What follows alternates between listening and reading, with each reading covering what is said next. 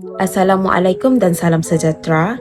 Nama saya Ayu Adibah Hikmah binti Abdul Musti dan nombor metrik saya 36 DUP 19F 2050. Di sini saya akan membentangkan tentang latihan industri saya. Saya telah memilih Taman Marin Tun Sakaran sebagai tempat latihan industri saya.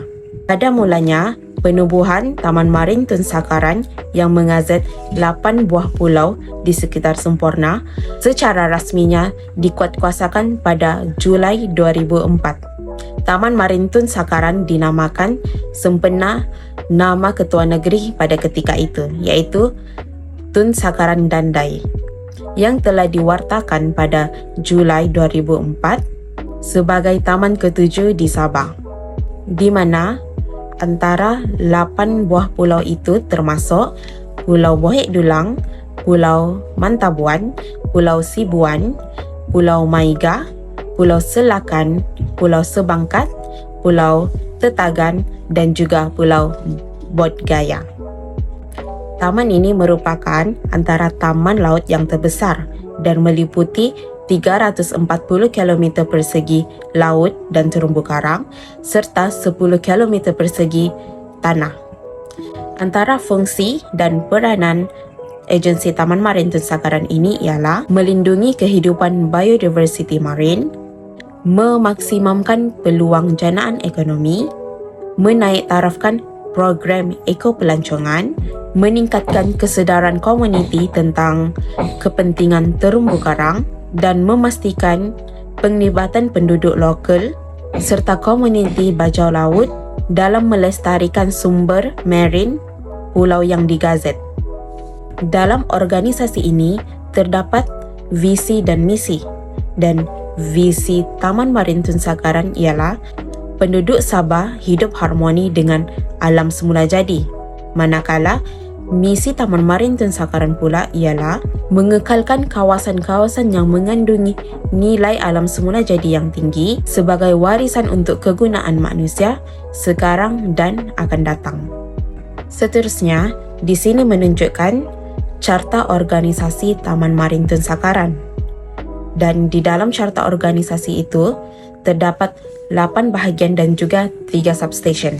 Antara 8 bahagian tersebut ialah bahagian pertama, bahagian pengurusan, kedua, bahagian penguatkuasaan operasi, ketiga, unit community, keempat, unit perolehan ataupun store, kelima, unit keuangan, keenam, unit perkeranian, ketujuh, unit penyelidikan, dan ke-8 bahagian jeti pelancongan. Serta 3 substation tersebut ialah Substation Bohek Dulang, Substation Mantabuan dan Substation Pulau Sibuan. Dan ketiga-tiga substation ini terdapat staf yang akan dipertanggungjawabkan untuk menjaga setiap substation tersebut. Dan saya telah diletakkan di bahagian pengurusan, unit community, unit perolehan dan store, unit perkeranian dan juga jeti pelancongan. Di samping itu, jadual waktu bekerja kami ialah pada hari Isnin sehingga Jumaat dan waktu bekerja pada jam 8 pagi sehingga jam 5 petang. Seterusnya adalah laporan teknikal. Dalam organisasi ini, pelbagai kerja-kerja dan tugasan yang telah kami laksanakan.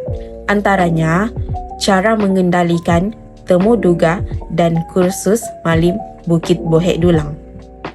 Saya dan pelajar latihan industri yang lain telah diarahkan dalam membantu mengendalikan temu duga dan kursus Malim Bukit Bohek Dulang ini.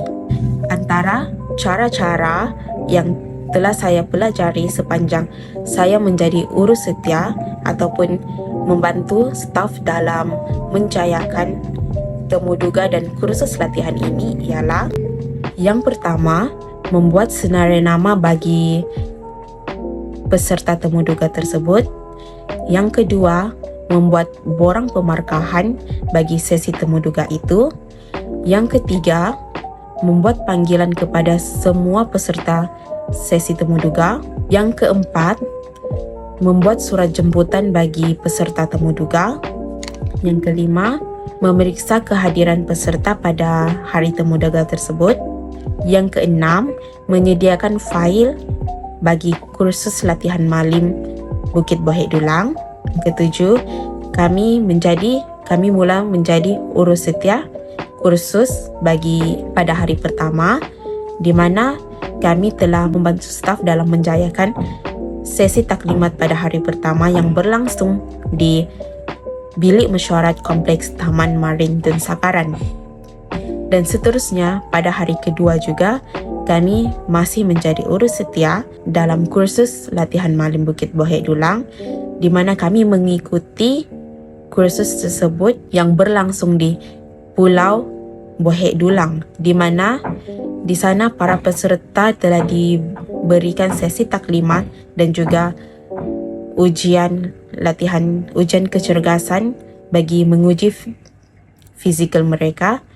Dan seterusnya, pada hari ketiga pula, kami juga masih menjadi urus setia bagi kursus latihan malim, di mana ialah pada hari terakhir itu kami juga membantu staf dalam menjayakan kursus tersebut, di mana kami membantu dalam menyediakan bahan-bahan bagi sesi ujian yang akan dilaksanakan pada hari terakhir itu, dan juga mengambil gambar bagi setiap taklimat yang dilakukan. Akhir sekali, dalam latihan industri ini, pelbagai pengalaman dan pengetahuan yang telah saya dapati, seperti pengetahuan dalam melaksanakan pengurusan pentadbiran, di mana kerja-kerja yang kami diarahkan adalah mencetak surat, bagaimana untuk fax surat kepada HQ iaitu Taman-Taman Sabah, membuat minit mesyuarat. Seterusnya, pengalaman yang saya dapati daripada latihan industri ini ialah latihan industri ini adalah sangat penting bagi setiap graduan kerana dia dapat memberikan pendedahan bagaimana situasi alam pekerjaan yang sebenar. Dan daripada itu, setiap graduan dapat menyediakan mental, fizikal mereka untuk menghadapi alam pekerjaan tersebut. Itu saja daripada saya. Sekian, terima kasih.